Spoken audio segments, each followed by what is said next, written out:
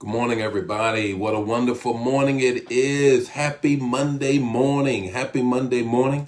Hope you had a wonderful weekend. I certainly hope that you went to church. All you had to do was turn your phone on, your computer on, turn the TV on, and you could have gone to church. I certainly hope that you did. And I hope that you watch New Life. I hope that you watch New Life because there was a fantastic word. Our First Lady brought some heat. She brought some heat, said the fight is finished. Well, it's time for Morning Manna. It's time for Morning Manna. I'm going to give Facebook Live a few seconds to get our audience together, and I'm going to jump right into this morning's manna. Now, this week, I'm starting a series. I'm starting a series on leadership. So every time we come together this week, it's going to be on leadership. So we're going to give Facebook Live a few more seconds to get the audience together, and then we're going to get into our morning manna. I'm going to fine tune it a little bit because I want to teach you some things, not just give you a devotion. Maybe I want to, we always get a devotion, get a good word so you can be inspired for the day. But I want to also inform you and bring you to a place in God this week, maybe that you've not been before. So I really want to take the time and really teach you some things about leading. And it's always the text to talk and the takeaway. If it's your first, second, or third time joining us, hey, thank you for being a part. Want you to tell us a couple things, where you're from, so we can know where you're from. Always put the comments in the area so other people can get the revelation. And I'm going to give you the text to talk and the takeaway. What are you going to do? Share. Don't keep the manna to yourself. Share it. Give the hearts and the like so we can get right into it. So let's get into this. I really want us to get into this week. It's going to be a great week. About leading. A great week about leading. And the text this morning is Genesis 1:28. Excuse me. Genesis 1:28. Genesis 1:28. And this is what it says in the Amplified Version. Have dominion, rule over, subdue, multiply, lead the earth. Have dominion, multiply, subdue, be fruitful, and lead the earth. Do you realize that you were born into leadership position? You were born into a leadership position. The day that you gave your life to Christ, you became a leader. Now, you may not see yourself as a leader, and that's what we're going to work on this week. Oh, leading is somebody else. Oh, leading is the president. Leading is the governor. Leading is my husband. My husband is the leader in my home, or what have you. No. If you are a believer, get this, and I want you to write this down. If you are a believer, you are a leader by biblical definition. I'll say it again. If you are a believer, by biblical definition, you are a leader. What do you mean by that? The scripture says that you are supposed to say to others, follow me. Bam, there you have it. Follow me as I follow Christ. So you are supposed to be a leader. So this morning, I want to talk about stop following, start leading. Stop following folk and start leading folk. Stop following people and start leading. Because the scripture says that if you are a believer, this is the principle, the base of what we're going to be talking about this whole week. If you are a believer, then you are a leader. We're going to talk about 4 areas that you should be leading in. 4 areas in which you're going to be leading in. We're going to break them down. Today is just an overview. And then Tuesday, Wednesday, Thursday, Friday, we're going to talk about 4 areas. And the 4 areas, excuse me, got a frog in my throat this morning. The 4 areas that we're going to talk about is self, home, business, church. Self, home, business, church. Those are the areas that you are supposed to be leading. So stop following, start leading, because you, by definition, are a leader. Every believer is a leader? First thing I want to share with you is this. You have to lead yourself. You have to lead yourself. John Maxwell, the guru on leadership, said this. He said after he had given a presentation and a teaching on leadership, there was a young man that was standing in line, and you know how it is when you've been to conferences, workshops, what have you. The line is long.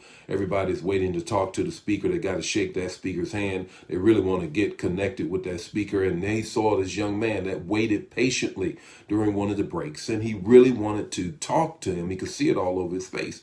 When the young man got up to him, he asked him this question, John, how can I be a leader like you? John Maxwell's response was this.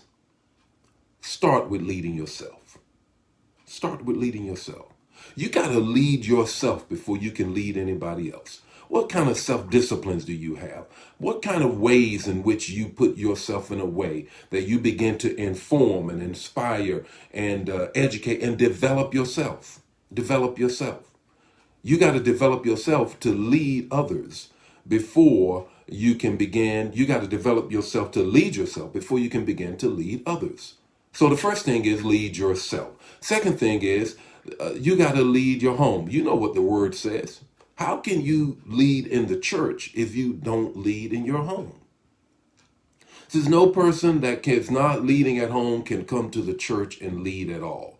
So you got to learn, you got to be developed to learn how to lead in your home. If there's ever a time when you need to learn how to lead at home, is this time during this virus, because you've been stuck at home. Now, some of us are coming out. In Illinois, we still haven't broken out yet. But in many states, they are coming out. Says, okay, you can come out wherever you are, like that old Wizard of Oz line. You can come on out now. But at the end of the day, one thing you realize, and it ain't over, is that you got to learn how to lead in your home. So what are you doing to develop yourself and in your home to lead in your home? Okay? Even if, how do you do that? How do you work that? Here's the third thing. The third thing is you got to lead your business. How many of you are entrepreneurs out here? What's your business? What's the gig business that you're in? At some point, you got to realize, you know what, maybe God has called me to start my own business. And if anything, you realize right now, you're at the mercy of the boss as to whether or not that person is going to put you or furlough you or let you go. Have you ever thought about starting your own business, being your own boss, having other people work for you, being the captain of your own ship? Determining how you're going to make it? Think about it. I want to be developed in being the business person that I'm supposed to be. I have an entrepreneur. I'm creative. I want to do that. And if at any time you learn, and let me say this before I move to the next thing, you may say, well, you know what, man, this ain't the best time to start a business. I want you to go back and look at the record. Look at the record. Look at history. And you'll find during World War I and II, you'll find during the Civil War, you'll find during critical times in the nation's history. Look at when businesses were established. Many were established during times like this. All you got to do, look on the jar, look on when it is, and you Google that place. Notice when businesses were started. A lot of them were started in difficult times. Time for you to start your business. Okay. All right. You got to lead yourself. You got to be developed to lead in your home. You got to be developed to lead the business. You got to lead in the church. What's your position in the church? You're a greeter. You're an usher. You just joined the church. What's your position? What is your leadership area that you've been assigned to? And you are supposed to be fruitful wherever you plant your feet. Wherever you are. The scripture says in Genesis 1:28, be fruitful. So if you're in any place, if it's yourself, it's your home, if your business is your church, there ought to be some fruit around you. There are any apples and oranges around you? Any grapes, any strawberries around you where you are right now? If there isn't, it's time for you to be developed. And if there is, there should be more. Be fruitful and multiply. I want you to go to a place, and I'm going to put it in the, if it's not already in the area, the comment area, the title area, is that you can go to ileadacademy.net. Go to ileadacademy.net. Take a survey there. It's a free survey. And it'll tell you what area that you need to start being developed in. ileadacademy.net.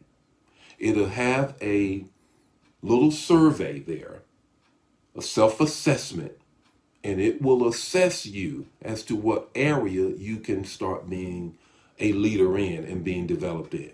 What's your takeaway this morning? Your takeaway this morning is you were created to lead in any room you find yourself in. You were created. That's what I got right here. I lead.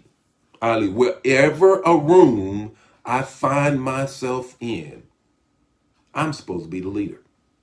Hey, the Lord bless you. May His face shine upon you and give you peace. We're going to be talking about leadership all week long. We're going to talk about the virus, coronavirus, and how that works, and all of the leadership. We're going to work this whole leadership in your house and in your church, your business, and yourself. We're going to develop you to be the leader God has called you to be. Remember, if you are a believer, you said it, you're a leader. The Lord be with you. May His face shine upon you, give you peace. I'll see you tomorrow morning, and we're going to deal with how to lead yourself. Bye now.